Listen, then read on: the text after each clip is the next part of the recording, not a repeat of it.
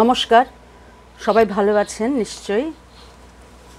আজকে পড়ছি লীলা মজুমদারের পাকদণ্ডী বইয়ের প্রথম পর্বের 22 নম্বর পরিচ্ছেদ। একটা কথা বলতে ভুলে গেছি। দুটি মানুষের কাছে আমরা এই সময় অনেকখানি আনন্দের জন্য ঋণী ছিলাম। তাঁরা হলেন রামানন্দ চট্টোপাধ্যায়ের দুই মেয়ে সীতা দেবী আর শান্তা দেবী। 14-15 বছর বয়সে রস রোমাঞ্চ খোঁজাই স্বাভাবিক। অজস্র ইংরেজি বই পড়েছিলাম। স্কুলের লাইব্রেরি থেকে দুই বোন দুটি বই আনতাম। পাড়ায় দুজন মেয়ে থাকতো, আমাদের চাইতে হয়তো 3-4 বছরের বড়। তারা ডায়াসেশন কলেজে পড়তো। যতদূর মনে হচ্ছে নাম ছিল রেণুকা আর কণিকা। তারাও কলেজ লাইব্রেরি থেকে দুটি বই আনতো। প্রত্যেক সপ্তাহে দিদি আর আমি এই 4টি বই শেষ করতাম। এইভাবে স্কট, ডিকেন্স, হস্কেন, রাইডার হ্যাগার্ড, মারি Kareli, Tolstoy, Dostoevsky, Victor Hugo থেকে আরম্ভ করে যত নামকরা লেখকের বই এবং অগুন্তি অখ্যাত লেখকের বই পড়েছিলাম। কবিতার বই নিয়ে ডুবে থাকতাম। ব্রাউনিং আর টেনিসন ছিলেন আমার প্রিয় কবি। অবশ্যই রবীন্দ্রনাথের সঙ্গে কারো তুলনা ছিল না। বলেছি না, তাঁর প্রচণ্ড প্রতিভা আমাদের বিচার বুদ্ধিকে আচ্ছন্ন করে রাখত। ততদিনে বাংলা সাহিত্যের রস উপভোগ করতে শিখেছি। বঙ্কিম, শরৎচন্দ্র ছাড়াও তাঁদের চাইতে অনেক ছোট অনেক লেখকের সঙ্গে মনে মনে যেরকম অন্তরঙ্গতা হয়েছিল, সেরকম অন্তরঙ্গতা বঙ্কিম, শরৎচন্দ্র কিংবা মাইকেল হেমচন্দ্র, রবীন্দ্রনাথের সঙ্গে সম্ভব ছিল না। তার কারণ ছোটরা ছিলেন অনেক কাছাকাছির মানুষ। নিজেকে এদের গল্পের নায়িকা ভাবা অনেক সহজ ছিল। এদের মধ্যে প্রথমেই নাম করতে হয় সীতা দেবীর আর শান্তা দেবীর, আর সংযুক্তা দেবী বলে একজন অজানা লেখিকার। পরে জেনেছিলাম সীতা দেবী, শান্তা দেবী দুজনে মিলে এক একটা বই লিখতেন আর লেখিকার নাম দিতেন সংযুক্তা দেবী। ভারী উপভোগ করেছিলাম বুদ্ধিটাকে। আমার মাসিমা কিন্তু বলতেন, ওসব দ্বিতীয় শ্রেণীর বই নিয়ে সময় নষ্ট করিস কেন? যাদের বই রোমান্স দিয়ে ঠাসা তাদের দ্বিতীয় শ্রেণীর বলতে আমরা রাজি ছিলাম না। এই হলো সাহিত্য বিচারের মজা। ব্যক্তিগত রুচির এক্ষেত্রে এত বেশি প্রাধান্য যে কে সত্যি ভালো আর কে মন্দ তাই বুঝে ওঠা দায়। তাছাড়া রসের জগতে ভালো মন্দ নেই। কাকে ভালো লেখা বলা হবে? মাস্টারমশাইরা, সমালোচকরা, সাহিত্যবিদরা যার প্রশংসা করেন, নাকি পাঠকরা যার মধ্যে কিছু রস, আনন্দ, সান্ত্বনা, জীবনের মানে খুঁজে পায় তাকে? সত্যি কথা বলতে কি, সমালোচকরা অনেক নিরস দুর্বোধ্য বইয়ের প্রশংসা করেন। সাধারণ লোকে যার মাথামুন্ডু কিছু বোঝে না, সেই সব জিনিসই তাঁদের বেশি পছন্দ। কারণ তাঁরা মস্তিষ্ক দিয়ে বই পড়েন, আর আধামুখ্য জনসাধারণের মস্তিষ্ক বলে যা আছে তার কথা বেশি কিছু না বলাই ভালো। কিন্তু তাদের বেদনা আছে, দুঃখ আছে, হতাশা আছে, সুখও আছে। তারা হৃদয় দিয়ে বইয়ের মানে করে। মুশকিল হলো তাদের একঘেয়ে জীবনে রোমাঞ্চের বড় অভাব, তাই তারা উত্তেজনা খোঁজে। ভালো বইতে সেটি না পেলে বাজে বই থেকেই নিঃশ্বাস বন্ধ করে ও জিনিস আহরণ করে। বলেছি তো, সৃষ্টিকর্মের ভালো মন্দ বুঝে ওঠা দায়। আর তাই যদি বলা যায়, ভগবানের কেরামতি কি সবসময় বোঝা যায়? শিলংয়ে সরল গাছে এক রকমের বিকট শুঁয়োপোকা দেখতাম। 6 ইঞ্চি লম্বা, বুড়ো আঙুলটার মতো মোটা, নোংরা ছাই রঙের গা, পিঠের ওপর দুসারি ছোট ছোট ঢিবলি মতো। একটা কাঠি গায়ে লাগাতেই ফ্যাঁস করে শব্দ হতো, আর ঢিবলিগুলো ঢাকনি খুলে গিয়ে ভেতর থেকে 3টি করে মোটা লোম বেরুতো। প্রত্যেকটির আগায় আঠার মতো কি একটা লাগানো। আমাদের খাসিয়া ধাইমারা বলতো, ও জিনিস হাতে লাগলে জীবনে কখনো ঘা শুকোবে না, খেয়ে খেয়ে হাড় অবধি গিয়ে পৌঁছবে। ভাবতাম, এত যার ক্ষমতা, তিনি ওই জানোয়ার তৈরি করলেন কেন? লেখকরা কোন ছাড়! ছোটদের জন্যেও সেকালের সন্দেশে সীতাদেবী, শান্তাদেবীর লেখা বেরুতো। নিরেট গুরুর কাহিনী আর বিদেশি মজার গল্পের অনুবাদ। হিন্দুস্তানি উপকথা তো খুবই প্রশংসনীয়, তবে এসব গল্প মৌলিক ছিল না। আমি মৌলিক রচনার বেশি প্রশংসা করি। সীতাদেবী, শান্তাদেবীর উপন্যাসগুলি ছিল একেবারে মৌলিক, অর্থাৎ একটা বিশেষ সমাজের নিত্যনৈমিত্তিক জীবনযাত্রার গল্পকে যদি মৌলিক বলা যায়। কিন্তু ঘটনাগুলি তাঁদের কল্পনাপ্রসূত। সে সময়কার অনেক নামকরা কাহিনীর বিষয়ে কথা বলা যায় না।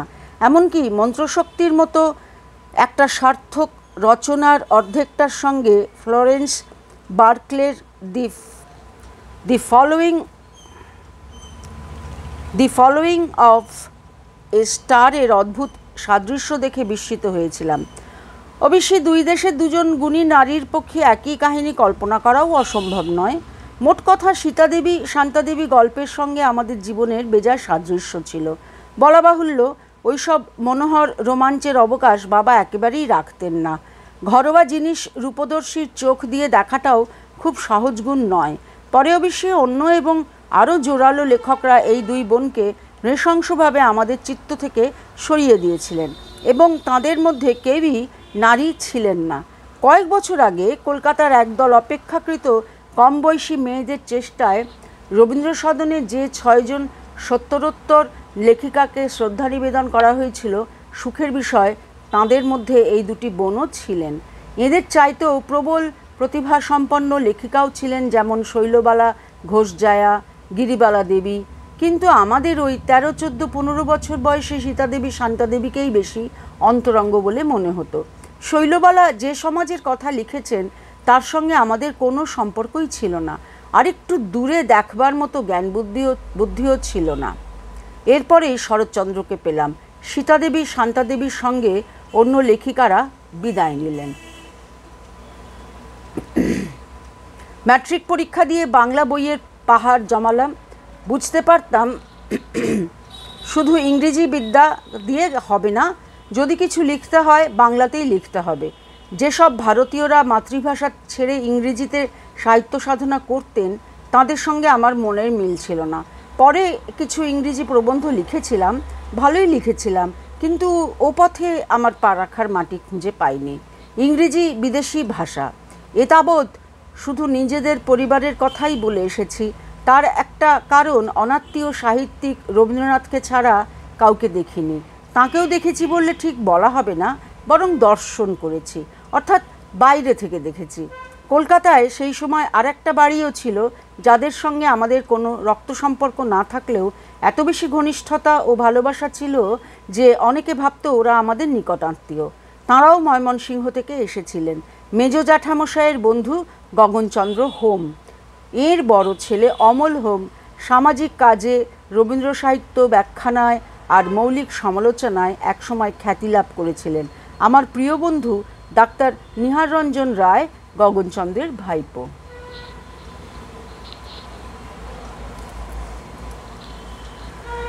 গল্প শুনেছি এই গগনচন্দ্রের ব্রাহ্ম সমাজের গন্ধলাগা বিষময় প্রভাব থেকে তাঁর আদরের পোষ্যপুত্র উপেন্দ্রকিশোরকে রক্ষা করবার জন্য আমার বাপ জ্যাঠাদের দূর সম্পর্কের কাকা হরিকিশোর প্রাণপণে চেষ্টা করেছিলেন এবং বলা বাহুল্য একেবারে ব্যর্থ হয়েছিলেন। ময়মনসিংহ থেকে উচ্চ প্রশংসার সঙ্গে এন্ট্রান্স পাশ করে উপেন্দ্রকিশোর কলকাতায় পৌঁছে একেবারে গগনচন্দ্রের মুঠোর মধ্যে এসে পড়লেন। ব্রাহ্ম সমাজের শ্রেষ্ঠ কর্মীদের সঙ্গে পরিচয় হলো, ফলে যা হবার তাই হলো, উপেন্দ্রকিশোর ব্রাহ্ম হলেন। সেই স্তক গগনচন্দ্রের বাড়ির সঙ্গে উপেন্দ্রকিশোরের পরিবারের আত্মীয়তা। উপেন্দ্রকিশোরের সঙ্গে আত্মীয়তা মানে তার ভাইদের সঙ্গেও আত্মীয়তা। উপেন্দ্রকিশোর যখন দারিক গাঙ্গুলির মেয়ে বিয়ে করলেন, শারদারঞ্জন প্রমাদ গণলেন। অমনি উপেন্দ্রকিশোরের পরের ভাই মুক্তিদারঞ্জনের বিয়ে দিয়ে দিলেন। আসলে মুক্তিদার তখনও বিয়ের বয়স হয়নি, হয়তো সবে 19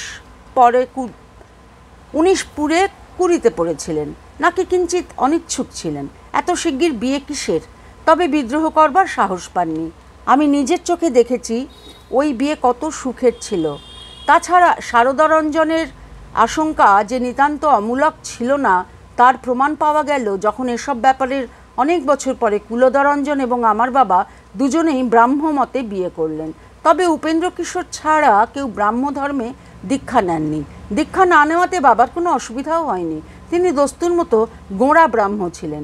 যিনি এই সর্বনাশের মূল, সেই গগনচন্দ্র হয়তো উপেন্দ্রকিশোরের চেয়ে বয়সে বড় ছিলেন না, তবু বাবারা সবাই তাকে গগন মামা বলতেন।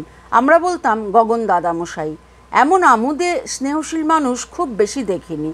অবারিতোদ্দার, তাঁদের বাড়িতে গিয়ে অচেনা লোকেও খেয়ে দিয়ে এলে তাঁরা কৃতার্থ হতেন। শুধু গগন দাদামশাই নয়, তাঁর স্ত্রীও। তাঁকে আমরা ডাকতাম গগন বৌদি। তার হাসি খুশি সামলা মুখখানি চোখের সামনে ভাসে। এদের বড় ছেলে অমল হোমকে আমরা বলতাম ননি কাকা। ননি কাকার বিয়ের সময় বাবার সঙ্গে গগন দাদামশাইয়ের মনোমালিন্য হলো। সে আরও কয়েক বছর পরের কথা। তবে গগন দাদামশাইয়ের সঙ্গে আমাদের সম্বন্ধটা যে কত ঘনিষ্ঠ ছিল তাতেই বোঝা যায়। সে সময় প্রশান্তচন্দ্র মহালানবিশের নেতৃত্বে ব্রাহ্ম যুবকদের মধ্যে একটা বিদ্রোহের ভাব দেখা গেছিল। প্রশান্তচন্দ্র বললেন, হিন্দু বিয়ে যখন রেজিস্টার করতে হয় না, আদি ব্রাহ্ম সমাজ বিয়েও যখন রেজিস্টার করতে হয় না, নববিধান ও সাধারণ ব্রাহ্ম সমাজে বিয়েই বা রেজিস্টার করা হবে কেন? এই নিয়ে মহা আন্দোলন শুরু হয়ে গেল। এদিকে বিখ্যাত ব্রাহ্ম নেতা হেরম্বচন্দ্র মৈত্রের মেয়ের সঙ্গে প্রশান্তচন্দ্রের বিয়ের সব ঠিক। হেরম্বচন্দ্র ভয়ানক রেগে গেলেন। রেজিস্ট্রি না করলে ব্রাহ্ম বিয়ে বেআইনি। তার মেয়েকে তিনি এভাবে বিয়ে দিতে পারেন না। কেউ নিজের মত ছাড়লেন না। শেষ পর্যন্ত বাপের অমতেই মেয়ের বিয়ে হলো। পরে বাপ তাঁদের ক্ষমাও করলেন। এর বছর 2-3 পরে অধ্যাপক সুশোভন সরকারের সঙ্গে প্রশান্তচন্দ্র তার কনিষ্ঠা বোনের বিয়ে দিলেন। সে বিয়েও রেজিস্ট্রি হলো না। আরও পরে স্বয়ং শিবনাথ শাস্ত্রীর মেয়ে হেমলতা সরকারের মেয়ের সঙ্গে অমল হোমের বিয়ে হলো। কে আমাদের বাড়িতে খবর দিল এ বিয়েও রেজিস্ট্রি হবে না। শুনেই বাবা মহা চটে গেলেন। তাহলে আমি বিয়েতে যাব না। বাবা বিয়েতে যাবেন না মানে আমরাও যাব না। আমাদের দুঃখ দেখে কে? বলা বাহুল্য, বাবার কথা শুনে গগন দাদামশাই যেমনই অবাক তেমনই ক্রুদ্ধ। তবে প্রশান্তর বিয়েতে আর তার বোনের বিয়েতে কেন গেছিল? বাবা বলতে চাইছিলেন যে তারা নিছক পর, তারা কি করে না করে তাতে আমি কি বলবো, কিন্তু গগন মামার ছেলের কথা আলাদা। এসব সূক্ষ্ম বিশ্লেষণের সঙ্গে কারো সহানুভূতি থাকা সম্ভব নয়। বাবার সঙ্গে গগন দাদামশাইয়ের মুখ দেখা দেখি রইল না। রবিবার মামার কাছে যাওয়া বাবা বন্ধ করলেন। তারপরও বেশি মিটমাট হয়ে গেল।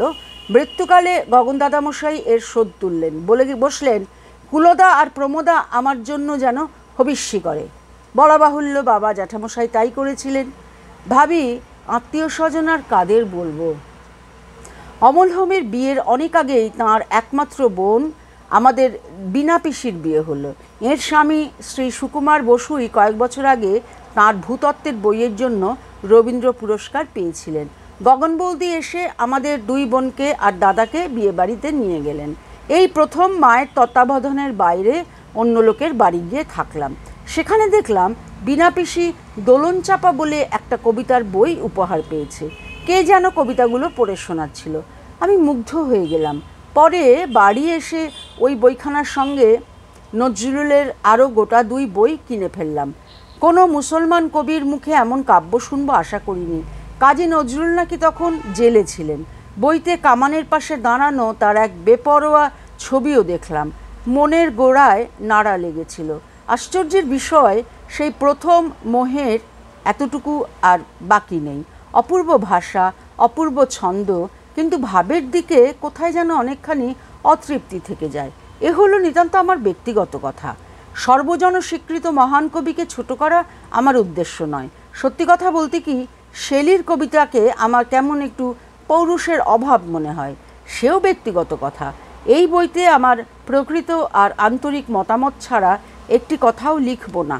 মোট কথা, সে সময় কাজী নজরুলের কাব্যসুধার আস্বাদ পাওয়ার জন্য বীণা পিসির বিয়ের কথা এত বেশি মনে পড়ে গেল। আরেকজন মানুষকেও আবিষ্কার করলাম। আমি একা নয়, বাংলার পাঠকরা সবাই করল। তাঁর নাম প্রেমেন্দ্র মিত্র। তাঁর বয়স তখন 20-র নিচেই হবে যদ্দূর মনে হয়। আমাদের বাড়িতে প্রবাসী ভারতবর্ষ, বসুমতী 3টি পত্রিকায় আসতো। সেকালের প্রবাসীর তুলনা খুঁজে পাই না। সব তরুণ লেখকদের নিদ্রার ও জাগরণের স্বপ্ন প্রবাসীতে লেখা বেরোবে। টাকার জন্য নয়। প্রবাসী বা অন্য কোনো কাগজ লেখকদের তখন খুব বেশি টাকা দিত বলে মনে হয় না। কিন্তু প্রবাসীর লেখক হবার সম্মান অনেকখানি। আমরা পত্রিকাগুলোর সামনের মলাট থেকে পেছনের মলাট পর্যন্ত সব কিছু পড়তাম। চিঠিপত্র, বিজ্ঞাপন, সব কিছু। প্রবাসীতে মাঝে মাঝে পুস্তক সমালোচনা দেখতাম। বইয়ের ও লেখকের নাম, পৃষ্ঠা সংখ্যা আর দামের পরে শুধু লেখা ছাপাই ও বাঁধাই ভালো, ব্যাস, আর কিছু না। সেই প্রবাসীতে এক না গরিব কেরানি ও তার মুমূর্ষ স্ত্রীর গল্প পড়ে আমি স্তম্ভিত হয়ে গেছিলাম। প্রেমেন্দ্র মিত্রের নাম এর আগে কেউ শোনেনি, আমিও শুনিনি। সে এমন গল্প যে চিরকালের মতো মনে ছাপ দিয়ে গেল। ভাষার জন্য নয়, অন্য কোনো চমৎকারিতার জন্য নয়, স্রেফ মানবিকতার গুণে। তখন অবশ্যই অত বুঝতে পারিনি, শুধু মনে হয়েছিল এমন গল্প কম পড়েছি। কোনো বই পড়ে লেখকের সঙ্গে আলাপ করবার জন্য কখনো আগ্রহে অধীর হইনি। ভবিষ্যতে কিসে আমার নিজের লেখার সুবিধা হতে পারে কখনো ভাবিনি। বড়দের জন্য লেখার কথা নিজের থেকে মনেও আসেনি, খালি ভেবেছি ছোটদের জন্য ভালো বই লিখতে হবে। তার তখনও ঢের দেরি। সেকালে মার্চ মাসের গোড়ায় ম্যাট্রিক পরীক্ষা হতো, ফল বেরোতো মে মাসের শেষে। কলেজের ক্লাস শুরু হতো 1 জুলাই নাগাদ। কলেজে ভর্তি হওয়া নিয়ে কোনো সমস্যাই ছিল না। যে কোনো কলেজে যে কোনো সময় মেয়েরা ভর্তি হতে পারত, খুব একটা ভাবনা চিন্তা ছিল না। প্রথম বিভাগে পাশ করতো অর্ধেকের বেশি। মোট 75% নম্বর পেলে নামের পাশে একটা তারা দেওয়া থাকতো। কোনো বিষয়ে 80% পেলে সেই বিষয়ের নামের আদ্যক্ষর থাকতো, তাকে বলা হতো লেটার পাওয়া। গোটা 2 লেটার পাবো ভেবেছিলাম, নিজের ক্ষমতার দৌড় জানতাম না। তবে নিচের ক্লাস থেকে সর্বদা প্রথম হয়ে এসেছিলাম। ম্যাট্রিক পরীক্ষায় ভালো ফল না হলে আত্মীয় স্বজনরা ক্ষুণ্ণ হবেন। ছোট জ্যাঠামশাইয়ের আগ্রহ সবচাইতে বেশি ছিল, এই যা ভাবনা। পরীক্ষা দিয়ে যখন বাড়ি আসতাম মা বিশেষ কিছু জিজ্ঞাসা করতেন না। আমার মা আসলে ভারী বুদ্ধিমতী ছিলেন। আমি নিজে খুব খুশি হতে পারতাম না, খালি মনে হতো ওরই মধ্যে আরও ভালো করে লেখা যেত। মন খুঁতখুঁত করতো। ছোট জ্যাঠামশাই বাংলার পরীক্ষকদের একজন ছিলেন। অবশ্যই আমাদের কাগজ তাঁর কাছে পড়েনি। একদিন হঠাৎ বললেন, বাংলা পেপারে জাপান ইজ দি চিলড্রেন্স প্যারাডাইসের বাংলা করেছিস কি? আমি থতমত খেয়ে বললাম, আমি লিখেছি জাপান শিশুদের স্বর্গস্বরূপ। ভুল হলো নাকি? জ্যাঠামশাই বললেন, তা জানি না, তবে একজন লিখেছে জাপান শিশুদিগের শরবত। তাই ভাবলাম তুই কি লিখেছিস। ছেলেটা বোধহয় প্যারাডাইস ক্যাবিনের বিখ্যাত শরবতের কথা ভাবছিল। একদিন মেসোমশাই এসে শিবপুরে নিয়ে গিয়ে বললেন, এখন বড় হয়েছ, আমার বইগুলো সব পড়ে দেখো। দেয়াল আলমারিতে বই, বুকশেলফে বই, ঘরের মধ্যিখানটা জুড়ে একটা প্রাক্তন বিলিয়ার্ড টেবিল, তার ওপরকার বইয়ের স্তূপ দেখতে হয়। চেয়ারে বই, মেঝের ওপর বই। বইয়ের একরকম মিষ্টি গন্ধ হয়, তার সঙ্গে আমার মেসোমশাইয়ের চুরুটের গন্ধ মিশে এক বিশেষ ধরনের সুখ স্বর্গ তৈরি করে রাখত। আমি তাতে ডুবে থাকতাম। স্বর্গে কি ডুবে থাকা যায়? সাহিত্য বিষয়ে আমার মতামত জানতে চাইতেন মেসোমশাই।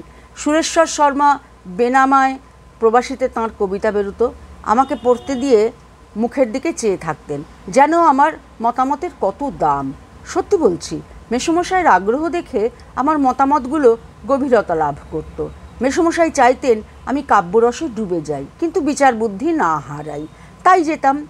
ইংরেজি কবিতার বাংলা অনুবাদ করতেন। পরে তাঁর ব্রাউনিংয়ের অনুবাদ, শেলির অনুবাদ ইত্যাদি বই হয়ে প্রকাশিত হয়েছিল। আমাকে মাঝে মাঝে বলতেন, এই কটা লাইনের বাংলা করে দাও তো দেখি। আমি বড় যত্ন করে নিজের ভাষার দুর্বলতা সম্বন্ধে বড় সচেতন হয়ে বাংলা করতাম। মাঝে মাঝে আনন্দে উদ্বেল হয়ে বলতেন, বাহ বাহ, আমিও যে প্রায় এই রকমই একটা খসড়া করেছি। এমনি করে আমার মেসোমশাই আমার মনে বল দিতেন। একটা মহামূল্য রত্ন মেসোমশাই আমার হাতে তুলে দিয়েছিলেন, তার নাম আত্মপ্রত্যয়। তাঁর কাছে বসে মনে হতো চেষ্টা করলে আমিও হয়তো কিছু কিছু লিখতে পারবো। তখন কি আর জানি যে এসব জিনিস চেষ্টা করে হবার নয়, ভিতরে থাকলে তো হলো, আর না থাকলেও তো 1000 চেষ্টা করলেও হবে না। আজ তাহলে এ পর্যন্তই থাক। সবাই ভালো থাকবেন, সুস্থ থাকবেন।